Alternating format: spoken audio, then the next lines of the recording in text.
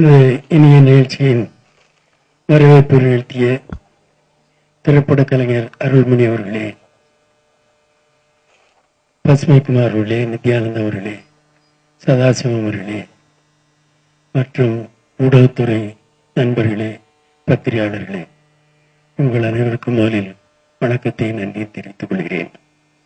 முதல்ல காலதாமதமானதற்கு ஒரு மன்னிப்பை கேட்டுக்கொள்கிறேன்.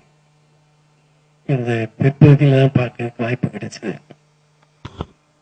அதில் உண்மையிலேயே திரைப்பட கலைஞர் நம்முடைய மரியாதைக்குரிய ராஜேஷ் அவர்கள் பேசின பிறகு இந்த படத்தை பற்றி எல்லாம் பேசுறதுக்கு எனக்கு சக்தி உண்டா? அதெல்லாம் கிடையாது. அவங்க எல்லா துறையிலையும் ஒரு முத்திரை வைத்தவங்க. நல்ல ஆசிரியர், ஆசிரியர்ல நல்ல ஆசிரியர், சிறந்த ஆசிரியர். எல்லா துறையிலும் இருப்பவங்க எல்லாத்தையும் படிக்க மாட்டாங்க. இவங்க ஒரு துறையில் இருந்துட்டு பல எல்லா தத்துவங்களையும் எல்லாம் ரொம்ப கற்று தெரிந்த ஒரு பெரிய கலைஞர். அதான் குணச்சித்திர நடிகர். ஆனால் அதிகமாக படம் பார்க்கல, அவங்க படத்தையெல்லாம் பார்த்துருக்கேன். அதில் ரொம்ப விசேஷம்னா, எனக்கு இவ்வளவு பெரிய படிப்பு கடைசியில் ஜோசியம் பார்க்கையில் வந்த உடனே கொஞ்சம் வருத்தம். ஆனா படிப்பு ரொம்ப உயர்ந்த படிப்பு. ஏன்னா முரண்பட்ட விஷயங்கள், சமூகமே முரண்பட்டு தான் இருக்கு, சிக்கலும் அதிகமாக தான் இருக்கு. சமூகத்துல பல பிரச்சனைகள் பேசி தீர்க்க முடியல, சண்டை போட்டும் தீர்க்க முடியல, அதுக்கான சூழ்நிலையும் இல்லை. மேலும் மேலும் ஒரு அறிவு வளர்ந்தாலும் சில விஷயங்கள்ல சிக்கல்கள் நிறைய இருந்துட்டு இருக்கு.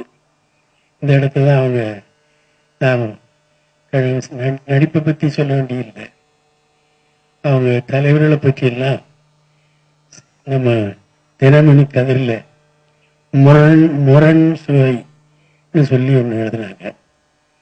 சுவைக்கும் முரணுக்கும்னா சம்பந்தம் இல்லை. வாழ்க்கையில முரண்பட்ட நிகழ்ச்சிகள் இருக்கு. ஒவ்வொரு வாழ்க்கையிலையும் அவள் தோங்குறது எங்க, முடிகிறது எங்கிறதுல சந்தேகம் ஏற்பட்டு போகும்.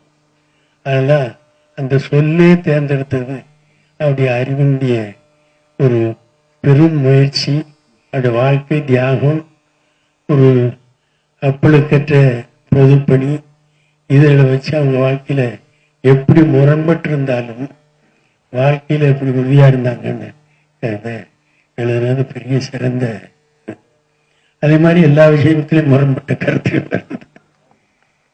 அந்த அவங்க விமர்சனத்துக்கு சரியான ஒரு ஆய்வுக்கும் அது சொல்லுவதற்கும் நல்ல வாய்ப்பு இருக்கு. இந்த படத்தை பார்க்கும் பொழுது, கதையை சொல்லும் பொழுது கூட பசுமைக்குமார் பொதுவா ஏதோ தெரியும், குறும்படம்ங்கிறது ஒரு முக்கியமானது. துரித வேகத்தில் இருக்கக்கூடிய காலத்துல 3 மணி நேரம் 2 மணி நேரம் பார்க்க முடியல. ஆனா வீட்டில இருந்து பார்க்கறது அது ஒரு பொழுதுபோக்கு.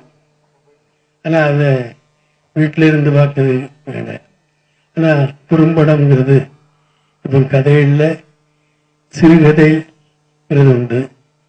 ஆனா புதினங்கள் பல நிகழ்ச்சிகளை தோத்து வருது புதினம். ஆனா சிறுகதை ஒரு கதையில கருவை வச்சு அதில் உள்ள கருத்து வந்துன்னா அது கொஞ்ச நேரம் 2 பக்கம் கூட சிறுகதையா இருந்தாலும் அந்த கருத்து நம்ம மனதில் முடிச்சோம்னா அந்த கருத்தை சிந்திச்சுக்கிட்டே இருக்க வேண்டியது வரும். அந்த மாதிரி குறும்படத்தினுடைய தேவை இன்னைக்கு அதிகமாயிருக்கு.